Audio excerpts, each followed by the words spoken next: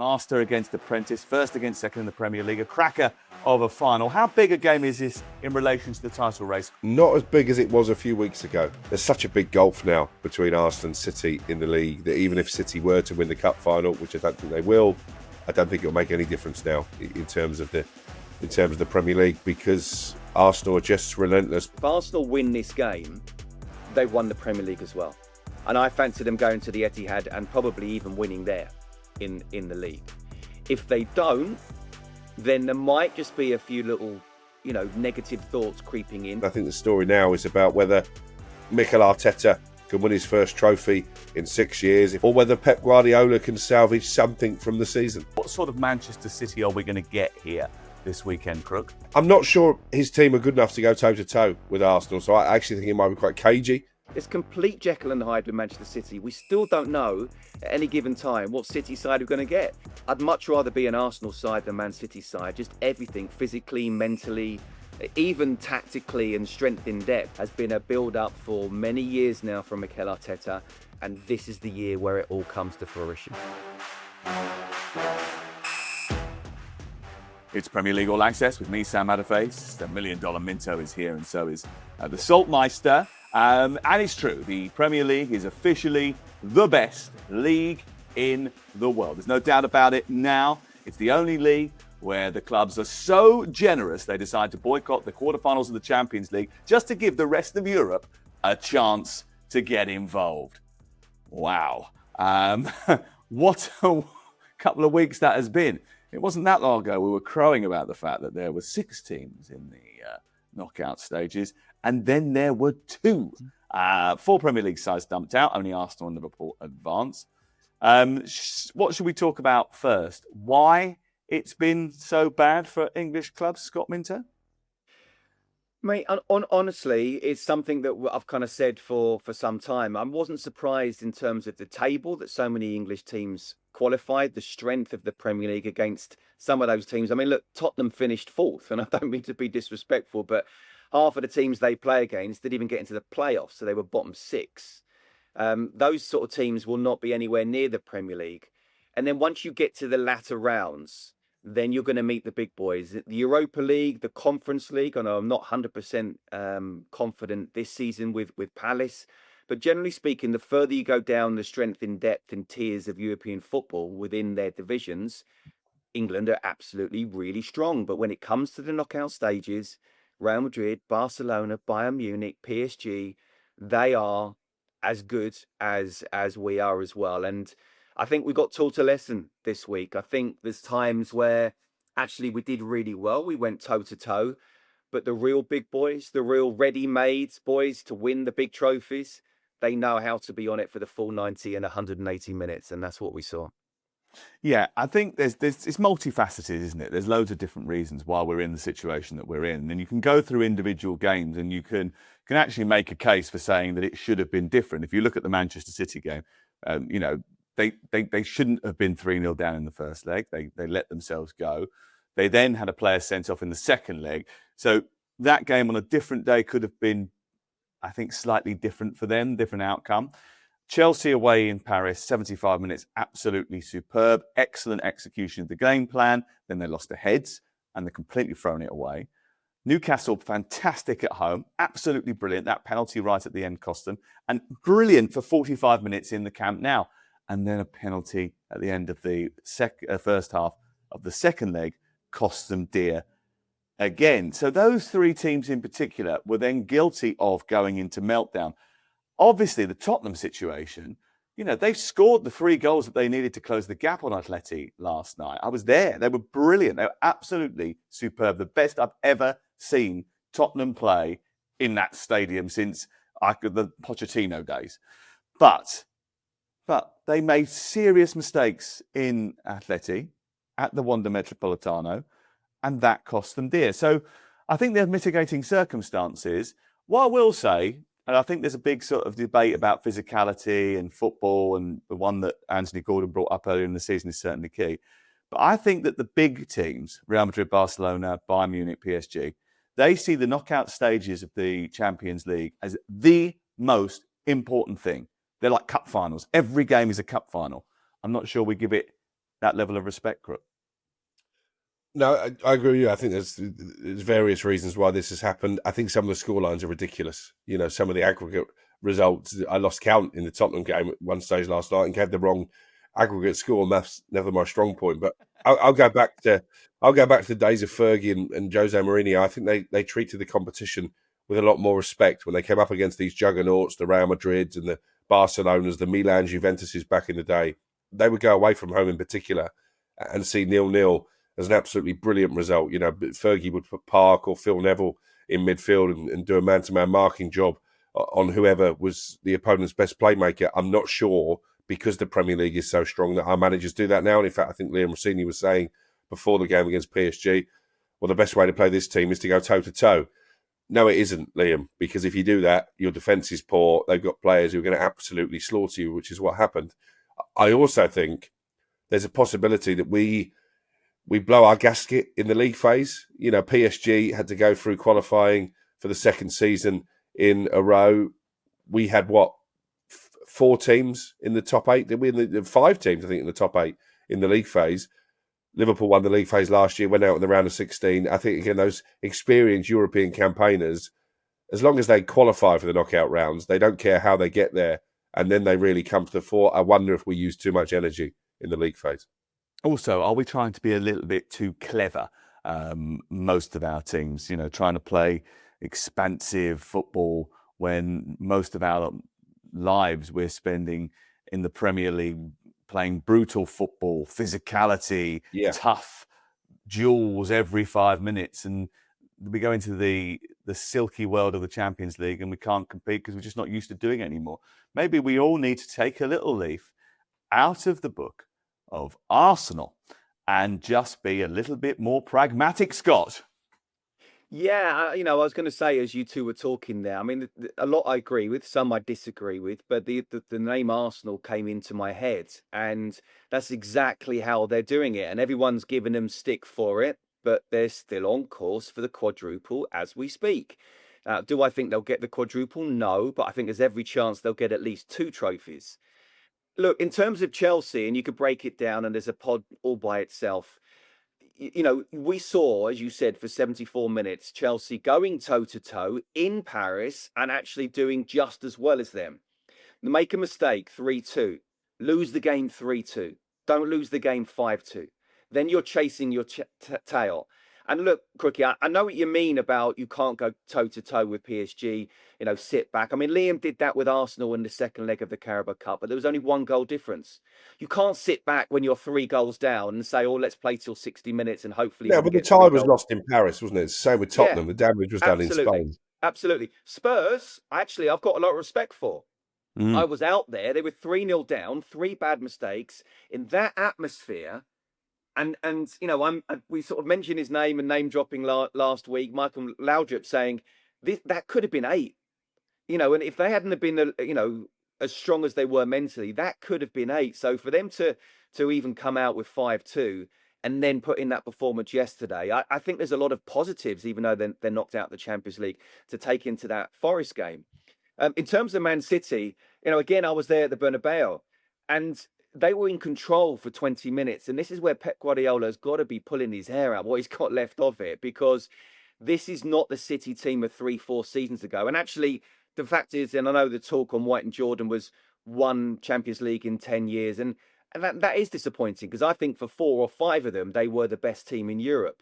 But the big boys know somehow how to step up in the big moments. And it could have been different if Bernardo Silva hadn't got sent off. They started off really, really well. And if they'd have got that first goal, then it would have made an interesting 11v11. But 10v11, 1 down, 4 down on aggregate, they had no chance. I do think we pay the price for the intensity of our league.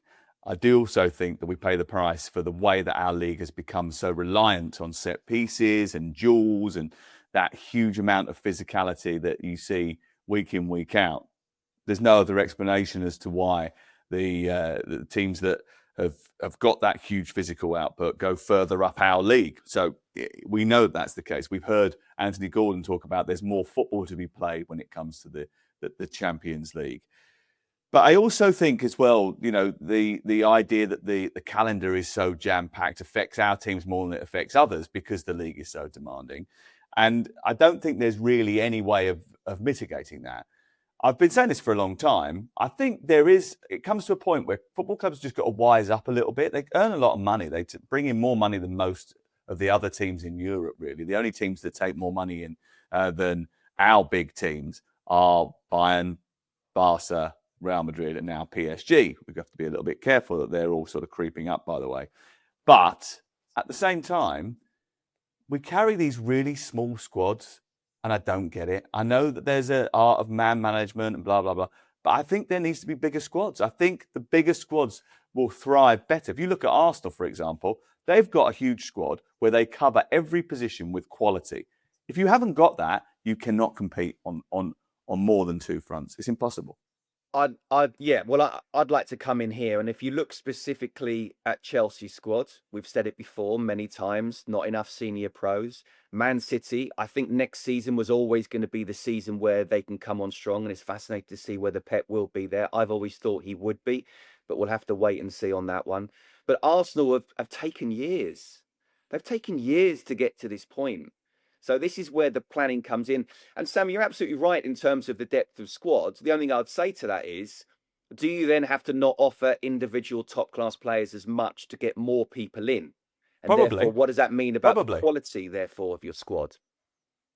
I don't know, but you've got. I think we pay too much for the top-level footballers anyway, because I think we're almost competing in a market with ourselves. We're the only ones who pay the stupid over-the-top wages and the silly transfer fees, by the way. You go around Europe, you have a look to see if anybody in Spain plays anybody else in Spain, 30, 40 million quid for a player. It doesn't happen. Just never happens. That's never happened, really, has it, Scott? I mean, they're pretty sort of pragmatic about how much they spend their money. So I think we sort of almost have got ourselves into a situation where we've allowed inflated salaries to go through the roof. So that costs us in terms of budgeting. So maybe it needs a realignment, but maybe it's already out of control. I don't know. But I think that without the depth of squad, you've got no chance. Because if you look at the bench that PSG had against Chelsea and then compare it to the bench that Chelsea had, I mean, it's crazy. And that PSG have got a similar sort of money, but PSG have got a similar sort of idea, right? Get younger players, really talented ones, the best in France, bring them all in, coach them, improve them, but surround them with Dembele, Marquinhos, Gonzalo Ramos, previously Donnarumma, players that have been there, seen it, done it, guide them through. I know that this is the narrative of the week, and I know that everybody thinks we're jumping on the bandwagon, but we've been talking about this for a very long time, 2 years. Chelsea have got to change their model. If they don't change their model, nothing changes. Last word on the Champions League. Who's going to be in the final 8 and who are you picking to win it?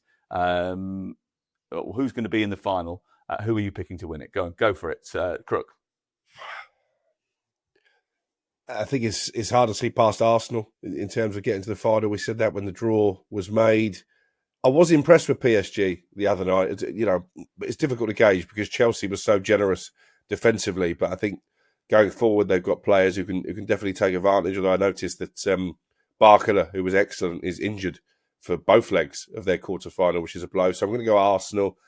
We said Arsenal Bayern Munich when the draw was made. I'll stick to that, and I think that'll be a fascinating final. I'm going to go for Barcelona and Bayern Munich in the final. Scott? I'm going with Crookie, Bayern, Arsenal. Well, I hope so. I actually hope so, because I like the idea of Arsenal getting to the final now. Or listen, if Liverpool can and losing, Paris, hopefully.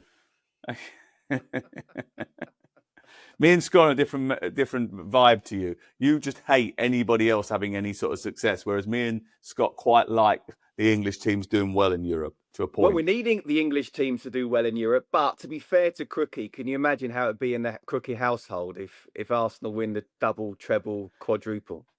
To be honest with you, I can't imagine what it's like in the Crookie household anyway. So I can't imagine. Well, I can't imagine it's harmonious. To be honest, I'll let you into a little secret. We were debating, travel plans and logistics for the final on Sunday. I'm very lucky to be working on it for talkSPORT. I've got tickets for the missus and the father-in-law and the brother-in-law and a mate of mine. And she was asking about, what time we'll be leaving. Does it go to extra time and pens? I said, I know it's a long time since Arsenal got into a final, but you sort of know how it works. And if you win the game, you'll probably have to stick around and see your team lift the trophy. If you don't, you'll be out before the parade starts. Well, I'm pleased that you've explained that to her. Back to domestic matters now. Should we concentrate on the Carabao Cup final? The first major piece of silverware is being handed out this week. Will it be Arsenal or will it be Manchester City? Well, this is going to be a fascinating game, isn't it? Master against apprentice, first against second in the Premier League, a cracker of a final. How big a game is this in relation to the title race, Crook? Not as big as it was a few weeks ago, I don't think. I was saying 5 or 6 weeks ago, psychologically, whoever wins this cup final is going to strike a massive blow. But there's such a big gulf now between Arsenal and City in the league that even if City were to win the cup final, which I don't think they will, I don't think it'll make any difference now in terms of the Premier League, because Arsenal are just relentless, particularly at home. They're not going to drop the points that City would need to catch them. And City, for me, don't look consistent or good enough to close that gap anyway. So I think now this becomes a little bit more of a one-off occasion. I think the story now is about whether Mikel Arteta can win his first trophy in 6 years. If Arsenal can lift this competition for the first time since they doubled Sheffield Wednesday in 1993 in both domestic cup finals, or whether Pep Guardiola can salvage something from the season. Well, it's fascinating, isn't it? Because they've still got a FA Cup quarter-final to play at Manchester City, as have Arsenal away at Southampton. But Pep Guardiola, Arteta, very close from their time at Manchester City together. How will Pep be feeling, do you think, Scott, about the potential of losing this trophy to his former assistant, having seen how well Arteta has done over the last couple of years and looking as if he's going to win the league ahead of him as well? Yeah, look, I don't think he'll be thinking anything in particular. Pep, if anything, I think Pep would probably say, if I'm to lose to somebody, I'd want it to be him, because I think they were close. They may well still be close. I don't know. I'm sure they've got a lot of respect for each other. Certainly Arteta, massive respect for Pep and everything that he's learned, because he has been, alongside with Carlo Ancelotti, the best manager of the last 20 years. No, I think this is just about Pep trying to win a trophy now, isn't it? The question you asked Crookie, and he's absolutely right to saying it was perhaps a little bit bigger a couple of weeks ago. If Arsenal win this game, they've won the Premier League as well. And I fancy them going to the Etihad and probably even winning there in the league. If they don't, then there might just be a few little, negative thoughts creeping in. But Arsenal have already showed the couple of times that's happened to them, the Wolves draw, the Manchester United loss at home, that they bounce back very well, that they have the mentality of Premier League champions. So, look, if Arsenal win this, I've heard Danny Murphy say, and, when they won the Carabao Cup at Liverpool, it really took a lot of pressure off and they went on and won 2 more. So if Arsenal win this one, for me, they're absolutely nailed on for the Premier League. So almost for the Premier League, we want City to win this one. But I'll be honest with you, I fancy Arsenal.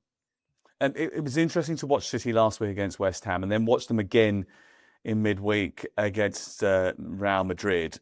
And in fact, their performances have started to become a bit Jekyll of Hyde. There are moments where you think they're playing very well, and then there are moments where they look like they can be opened up at will. What sort of Manchester City are we going to get here this weekend, Crook? I think that's a really interesting question, because obviously you and I were at the league game in September when they got an early goal, and then probably for one of the only times in his managerial career, Pep Guardiola decided to park the bus. Obviously, Arsenal found a way to get the equaliser, but couldn't get the winner. I'm not sure his team are good enough to go toe-to-toe with Arsenal, so I actually think he might be quite cagey, because we know naturally that Mikel Arteta is quite pragmatic. He was again against Leverkusen in midweek, but they got the job done. And this City team are not the swashbuckling City side of old. So I'm expecting quite a low-scoring affair.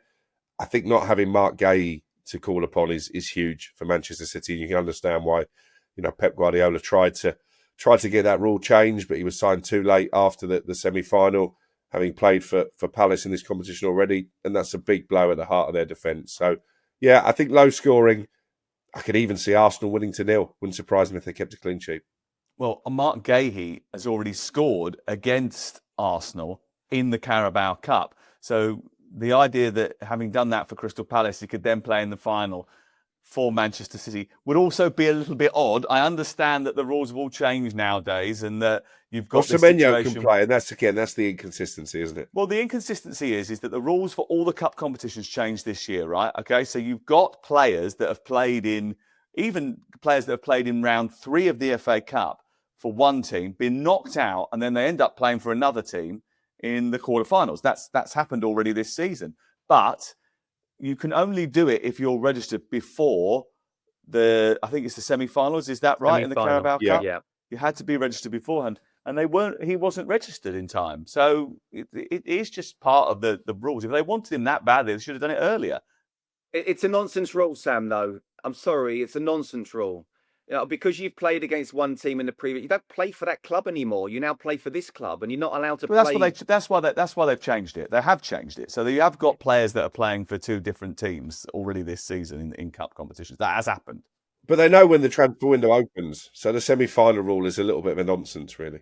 It's ridiculous. But having said that, City can't use that as an excuse, though. They've still got Kusanov and Ruben Diaz, and who are very good centre halves as well. So if they don't win this game, that's not because Mark Gahey isn't playing. Don't get me wrong; he's a top player.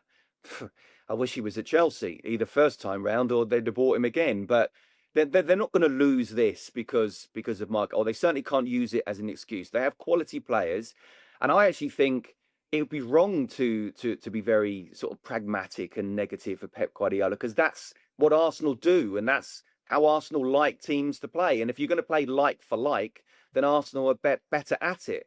I want them to see them sort of opening them up and play the good football that we know they can. But Sam, you're absolutely spot on. It's complete Jekyll and Hyde with Manchester City. We still don't know at any given time what City side we're going to get. Look at that game against Nottingham Forest to concede 2 goals. They absolutely wiped the floor off Newcastle in the FA Cup at St James's Park. And they were absolutely superb. They were brilliant and controlling the game at the Bernabeu for the first 20 minutes, then lose their head for 20. This is a very inconsistent City side. I just feel they're built towards opening teams up, playing good football. And if they just sit back and be pragmatic, that's exactly what Arsenal want. And they're negating what they're best at. 3 goals from open play in 2026 for Erling Haaland. What's happened to him? Why has he stopped scoring goals? Is he not getting the supply? Is he not taking his chances? I mean, he scored in midweek against Real Madrid, but it wasn't the cleanest of finishes, Crook. No, I think the supply line has run dry a little bit. No question about that. City aren't, as I said, creating the chances with the regularity they once were, but I don't think he's looked at his sharpest either. It was really interesting, actually, when they were chasing the game against Real Madrid.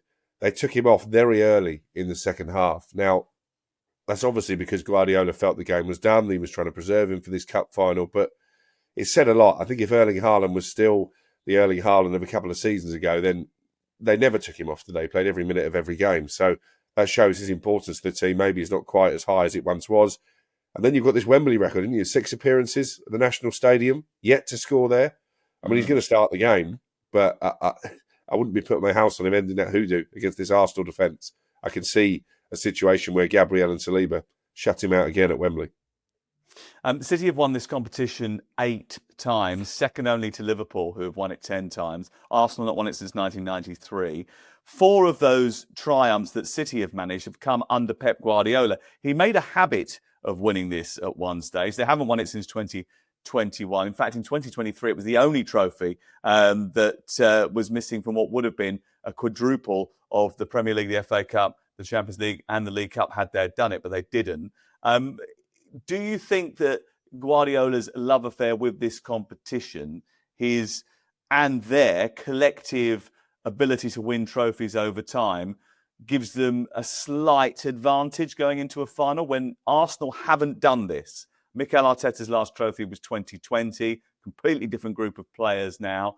This is a new experience for them, Scott. Okay, quick question before I answer that. Who was the manager who stopped the quadruple? In 2021. Yeah. Was it Eric Ten Hag? No. Or maybe I'm getting it wrong now. No. When did Nathan Jones, Southampton, beat Man Oh, City? correct. Yeah, League Cup. Yeah. Yeah, it was a League Cup game. Yeah, yeah. Yeah, there you go. Charlton's Nathan Nathan Jones, Jones. you've been Yeah. gone too long. Was that a Banana Rama song? um, right. No, in answer to your question, Sam, I don't think it has anything to do with it from a player's point of view. I mean, I look at the two teams, and actually, yeah, of course, the likes of Bernardo Silva and Rodri, Haaland himself, but we just discussed how he's not in great form and hasn't scored at Wembley, although I don't see that a particular issue. You've got Donnarumma, Do you who's a not? class. Do you not think Erling Haaland is, like all strikers, he will be aware of that. That will be running through his head that he's never scored at Wembley. It has been on these last couple of visits as well. I mean, I'm sure people like you, Crookie, will be telling him in the build up to it. So he'll certainly know about it. I just think strikers want to score. I don't think it's a particular, I've got to score at Wembley or I haven't scored at Wembley in 6 times. It's just how many games has it been since I last scored? Now, obviously, he scored against Real Madrid, and I think that was very important. But in terms of your question, Sam, it's a really good question from a Pep Guardiola point of view because he's been there and Mikel Arteta hasn't. But if you look at the players on the pitch, and ultimately it's down to them to produce, and managers, I've said before, more important than ever, but ultimately it's still down to the players. Arsenal's mindset is in a better frame of mind. Physically, when you're winning games, you feel less tired. And don't forget, City were down to 10 men and were just off their feet. And I actually think they could have got back if that incident hadn't happened with Bernardo Silva. But in terms of this particular game, I'd much rather be an Arsenal side than Man City side. Just everything, physically, mentally, even tactically and strength in depth. I mean, City have a really good squad and they do have really good players to come off the bench, but they're still a work in progress. Whereas this has been a build-up for many years now from Mikel Arteta, and this is the year where it all comes to fruition. Interesting that you said that managers are more important than ever. Daniel Finkenstein, who is the director of Chelsea, says that they're not important at all. Do we want to go there? Look, first of all, that meeting, I understand, was meant to be confidential. And well, it isn't. It's everywhere. I think it's bang out of order of the fans who were there to make that public if Daniel Finkenstein went on the premise that this is going to be just between them and the 4 walls. And actually, those fans have tucked up other fans and themselves for any possible future meetings because they just can't be trusted. Do I agree with what he said? No, I don't. I mean, he may well be able to come out with data that shows otherwise, but I'm sorry, Pep Guardiola, how many trophies has he won? Carlo Ancelotti, how many trophies has he won? It just doesn't make sense. And to say that it's obvious that they're building one of the best teams in the world, I actually don't think they're a million miles away. I think we've been saying this for so long. A sprinkling down the spine of world-class senior pros, leaders, both on and off the pitch, both on the match day and the training ground, a goalkeeper, a centre-half and a striker, as well as Rob Pedro has done. You always need the other option. Mate, I could go on, but I'll stop there. They're 3 players short, in my opinion. Not a million miles away, but they are still, that final step is a massive, massive one. And we saw what happened when you're not at it mentally, tactically, not physically, but you're not grown up and you're playing with the big boys. The reason that I mention it is because it is ultimately clear to everybody that actually the manager does matters considerably. Look at Arsenal, the best team in the country right now. Why is that? Because they've accumulated over a period of time players to fit a system that the manager has designed. The manager has learned himself over the course of his 5 years in charge what is required to get the job done. And he has employed it. That consistency of him being there and having the freedom to be able to create and craft the team has allowed them to get better incrementally year by year to the point where they are now going to win the league. They may well win the Carabao Cup. They may well get to the final, at least of the Champions League, if your 2 prediction is true. And that would be an unbelievable season for Arsenal. And it would all come about because 6 years ago, they said, here's the keys to the castle, Mikel. Get on with it how you will. And people have gone by the wayside. They gave Pierre-Emerick Aubameyang a massive contract. And then a year later, they sacked him off because it wasn't working for them. They had Edu, who was the technical director. They ended up edging him out. Okay, yeah, he went off to flirt with Marinakis. I understand that. But there was no doubt that that wouldn't have happened unless Arteta was pushing it for it to happen. And we understand there was a bit of a falling out behind the scenes before that anyway. So he was given license. By giving him license, he has brought success. If that isn't a clear example that a manager makes a massive difference and that you have to at least allow that person who's in the dugout to have authority, then I don't know what is. I think it's so apparent to everybody. Unai Emery has had a great season because he's been trusted. You know, go back, Jurgen Klopp, trusted. That's why it was a success. Pep Guardiola, the ultimate. You know, everything is geared towards what he wants. That's why he's been a success. The idea that you can parachute in, you know, the geezer from the dog and duck, or you can just get a coach off the shelf and put him in the dugout, or promote the under-21s coach, or find a PE teacher from somewhere and stick them in, is ridiculous, isn't it? You know, you have to learn your trade. It's an expert position and it should be respected as such. And I'm not casting dispersions on anybody else, actually. I'm just suggesting that we trust the managers and we respect the profession of being a head coach of a football club, Crook. Yeah, and you give me a lot of stick because I'm quite critical of managers. Obviously, I spend a lot of my time as football correspondent reporting on the hiring and firing of managers. But I agree with everything you've said there. They are fundamental to any team's success. Look at Manchester United since Michael Carrick came in and repaired the damage from the previous regime. Look at Arsenal, as you say, as the biggest example of when a manager gets the keys to the kingdom, how they can be a success. Look at Tottenham. We like Thomas Frank. We think he's a good coach. We think he's a great guy. He was clearly the wrong fit. And the reason they're having such a bad season is ultimately because they picked the wrong manager. And didn't stick by him and made a change. And the chopping and changing, I think, is also a massive Or problem. arguably stuck by him for too long and then didn't have a proper plan when they decided to replace him. But again, it all goes back to the fact that the ownership, the people who are running the organisation are never accountable. You know, No. They make all these big decisions, but they don't want to actually discuss them or be accountable for them. And that's a big problem because the manager, and we were talking about this the other day, Scott, like sometimes don't you just get a little bit bored of hearing from managers pre-match? Then you get to, you have the pre-match press conference, you have a pre-match interview, then you have the post-match interview. Then 2 days later, you have another pre-match press conference, another pre-match interview, then a post-match interview. You know, why don't we get a bit more insight by speaking to Johan Langer or Paul Winstanley and asking them about the strategy of what they're doing to build the football club? Why don't we ever hear from those people? Well, you know, we stroke you have been banging that drum for months now, and I no idea. No idea. Has anyone actually asked any club a question? Well, actually, we don't want to hear from the manager now because we've heard from him 15 times this week. He's now starting to get annoyed with us. We're getting annoyed with him. You know, not telling us anything that we don't already know or didn't know. So let's hear it from a different voice. You know, I go back to Enzo Maresca and I was very defensive of him. You could argue that he shouldn't have been offered the job in the first place. Mauricio Pochettino, what is the one, away from football, what is the one word you'd probably describe Pochettino? It's I would say charming.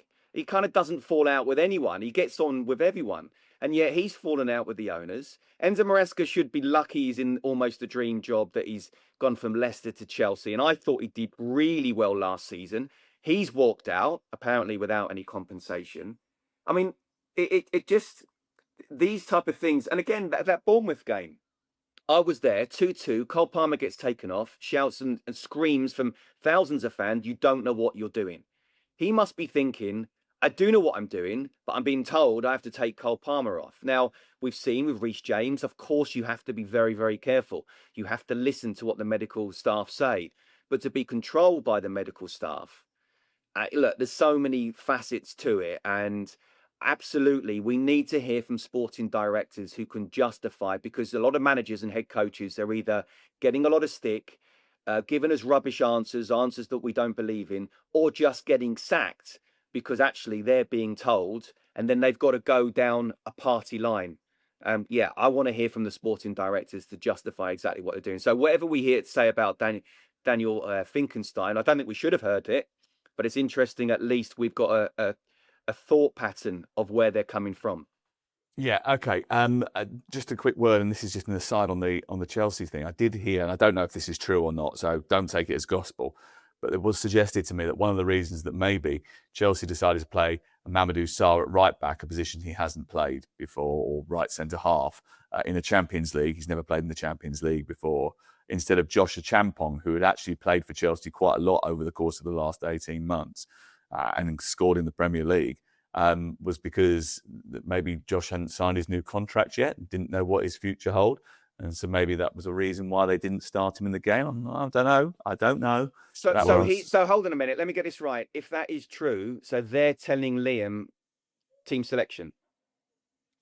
Hey, it wouldn't be the first time, would it? I mean, Enzo Maresca suggested that was as much the case beforehand. I hope that's not true, but someone suggested it to me. I mean, it might not. I haven't been able to double source that. I don't believe that personally, but let's hope that's not the case. Yeah, let's hope that's not the case.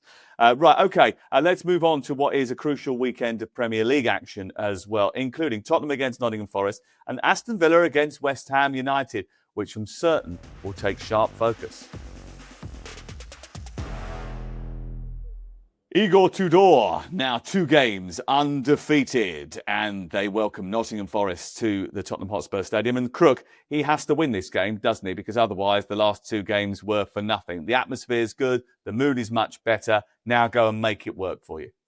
Yeah, agreed. And I came away from the game on Wednesday night thinking if Spurs play like that, they'll be just fine, because there were some standout performances. Young Archie Gray, who probably has been their best player over the course of the season, was absolutely terrific. I loved his tenacity, in particular, winning the ball back for Xavi Simons to score their second goal early in the second half. I thought Matthias Tell had his best game in a Tottenham shirt. And to be fair, in the Champions League, Randall Kolo Muani has come to the boil. So there are lots of reasons to be positives. Obviously, Romero and Van der Ven reunited again. But you're right, if they then follow it up and don't beat Nottingham Forest, it all counts for very little.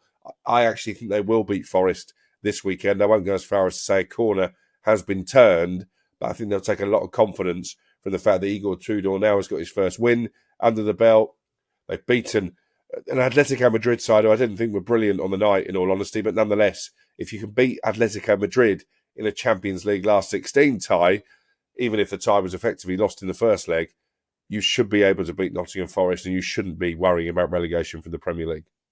In truth, Atletico Madrid weren't very good over either of the 2 legs, really, were they? But they were ruthless when they were gifted their chances. I mean, if you think that actually Tottenham managed to score 5 goals over the course of a tie against Atletico Madrid, you would have thought that they might have got through. But anyway, that's a matter for a different day. Xavi Simons played really well, actually, in midweek, but he's not going to get in the team at the weekend, Scott, is he? Because Richarlison will be back, and probably Solanke too.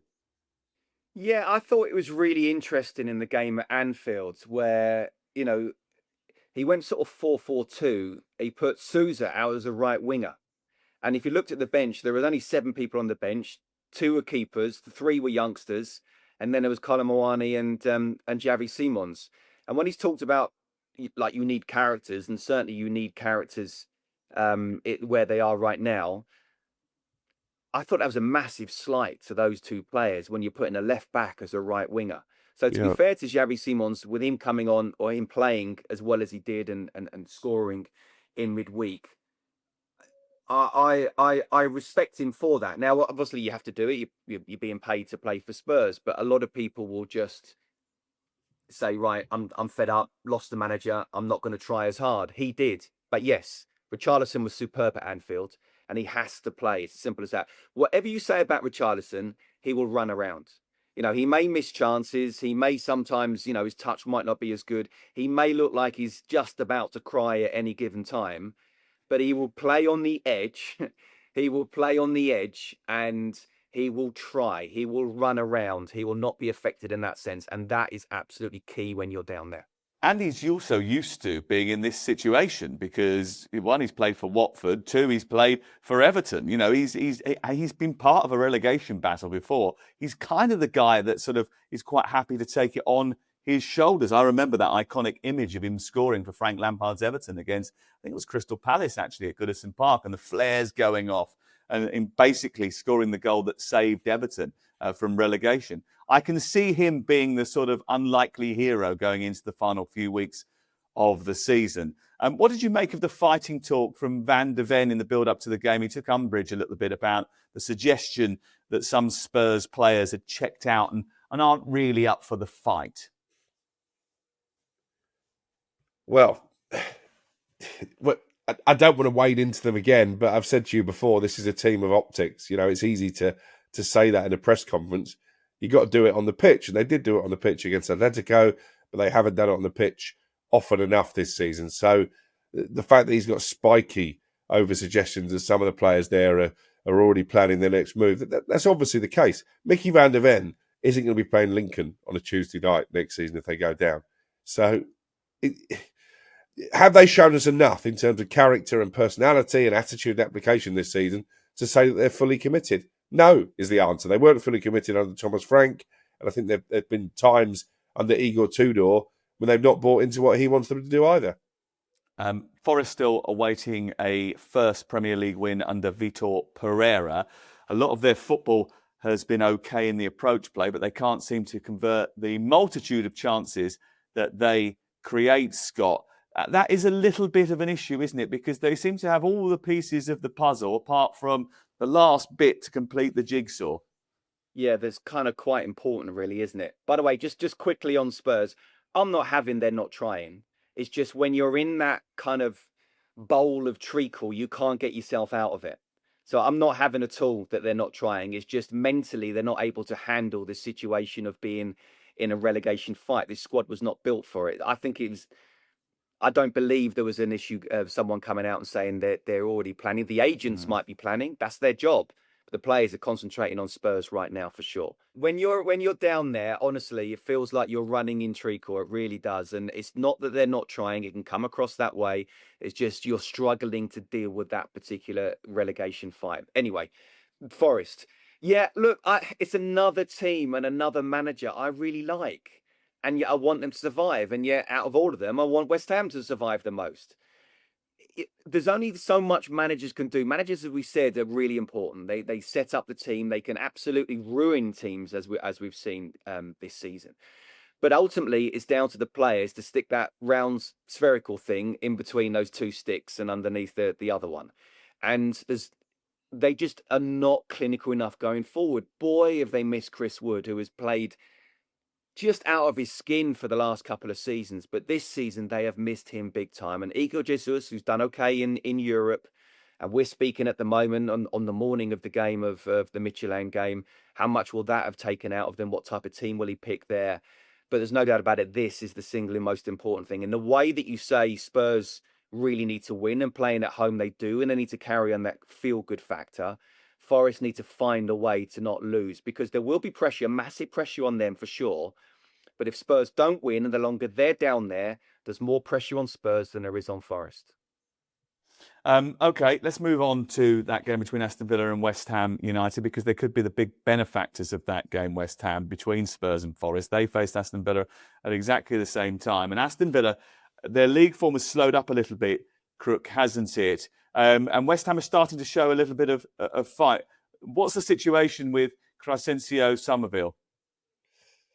I think touch and go whether he'll be fit for this weekend, which obviously would be a big blow for West Ham, although they coped okay without him against Manchester City last time out. I speak to a lot of West Ham fans, and you do as well, Sam, and obviously Scott is a former player there. I think 6 weeks ago, everybody thought West Ham were doomed. So the fact that we're talking now about them potentially staying in the Premier League and one of Forest or Tottenham or potentially Leeds going down, I think Nuno Espirito Santo deserves a huge amount of credit. I think the signings they made in January were clever. The boy up front isn't going to be a prolific goal scorer, but I think he's brought energy to the team. He's brought a focal point that they were lacking before. Defensively, they've improved. And I think there's every chance they go to Villa Park and get a positive result. I think it's a perfect time to play Aston Villa, obviously on the back of a second leg of a Europa League tie. I think that competition is going to be Villa's main focus for the rest of the season, because I think it's probably their best chance of getting back into the Champions League. So, yeah, if I was a West Ham fan heading up to Villa Park, I'd be quite confident this weekend. Well, the league table doesn't say that. The league table suggests that they still got every chance of getting into the top 5, which is really important for Champions League. And we still understand that doing the mathematics, and I sent this to Scott actually last week, because I think, Scott, you raised the question about the coefficient, or Crook raised the question about the coefficient. And I think we're 99% sure that England will still be awarded the extra place in the Champions League next year. So 5 should be enough.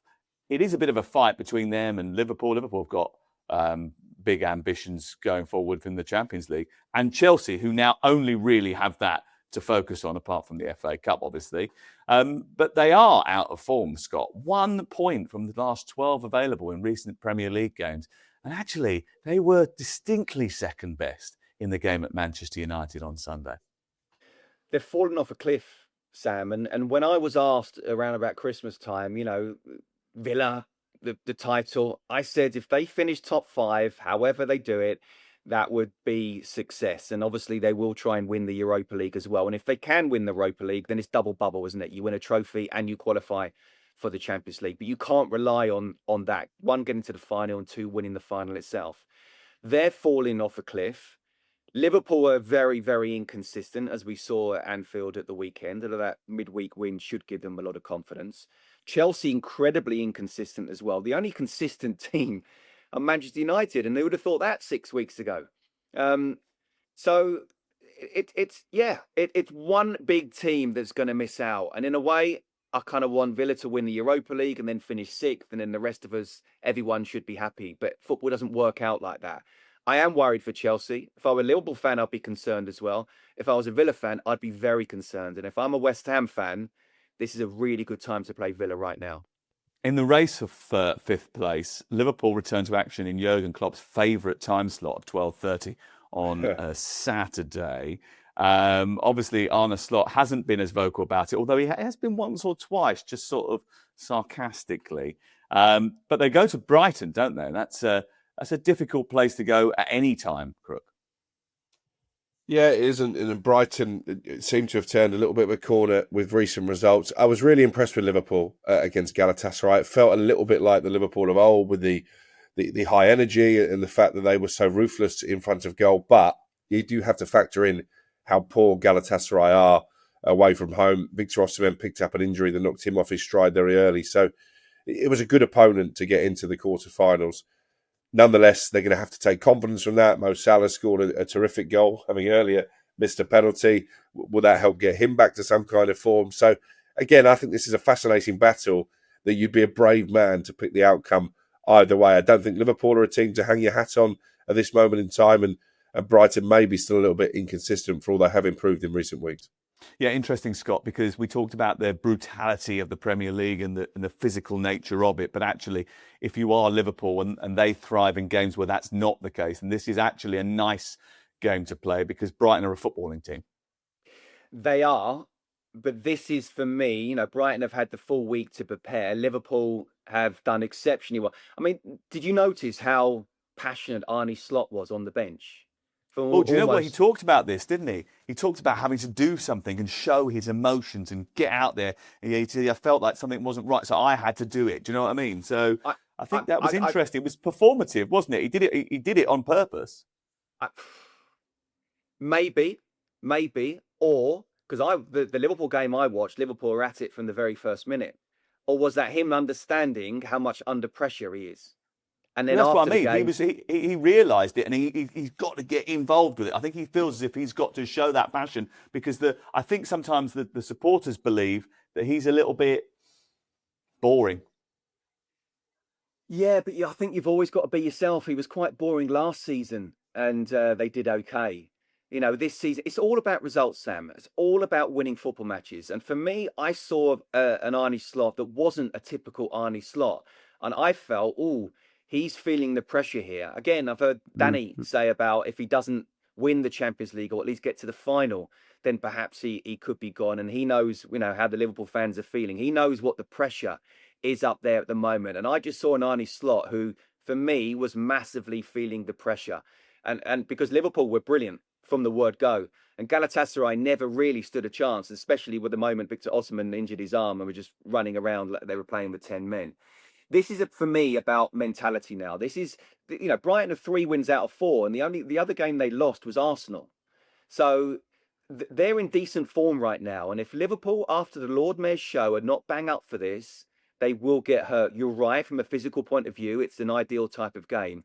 But Brighton are in a decent vein of form right now after being in a poor one. And for me, Liverpool, bang at it, win this game. If they're not, they won't. Simple as that. Quick word on Chelsea, looking to put a bad week behind them, off the pitch and on the pitch, really. They go to Everton. It's a difficult place to go. David Moyes will make it really hard for them. And having entered the game against PSG without some of their frontline defenders, how are they going to cope up there? Because Reece James is not going to be back. Wes Fofana had a muscle injury. Malagusto was ill. He should be okay to come back. But listen, the reaction from midweek is going to be all important, Crook.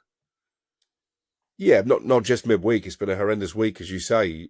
2 chastening defeats in the Champions League, losing at home to a Newcastle side who aren't exactly the peak of their powers right now, was a big blow in terms of getting in the top 5. So, yeah, this is a huge game for Chelsea. They don't traditionally travel very well to Everton. I think it's 1 win in their last 8 visits to Goodison Park. But Everton are better away from home than they are at home, and they'll take a lot of heart from what they did against Arsenal. Didn't lose much in that 2-0 defeat. So it's tricky, and I think David Moyes will make it difficult for Chelsea. I could easily see a scenario where they drop another couple of points here, Liam Rosenior's side. Hold on a second, just got some instructions for you. Just wait.